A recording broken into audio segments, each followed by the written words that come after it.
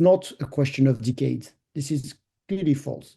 We see countries that are quite proud of what they call their climate progress, but in most cases, they've actually exported those emissions to other countries, to countries like China that are manufacturing goods with high emissions and then exporting them back. I believe in the case of the United Kingdom, they actually have double the emissions as a country, if you count that in. Half of the emissions of countries like Britain or France comes from the imports, what French people or British people are consuming. So it's it's a very deep illusion when British press is very proud of saying that, Britain has got out of coal.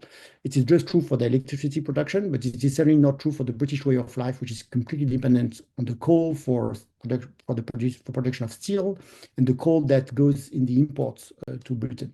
The recent news from Spain on significant blackouts, supposedly connected to their net zero policies, and I don't know if that's true or not. Perhaps there's more information to come, but it certainly resulted in many, many commentators making that connection and talking about it. What do you make of this discussion? Is Spain and therefore other countries that are pursuing a rapid adoption of wind, are they all headed for the same problem of I think we don't have yet a serious report about what caused the blackout, so we should not rush to conclusion. I think there is a lot of disinformation about renewable and electricity production. It's probably not that easy to get like a completely renewable electric system. I mean, to be clear, it's very challenging. I think it is costly, obviously, but we should be careful because it is the only place where there's some good news from the technology.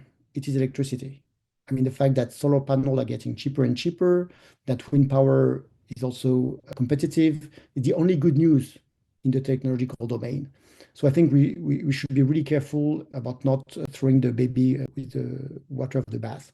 In the case of France, it is quite clear that all the discourses against renewable are very often connected to the nuclear lobby. So we should be, really cautious about all the discussion on energy transition, because very often it is about certain lobbies pushing for their solutions. It is very impressive that part of the scientific literature is the reflection of this fight between competing lobbies. And that's why it has become difficult to have, kind of honest appraisal of what is really doable with renewable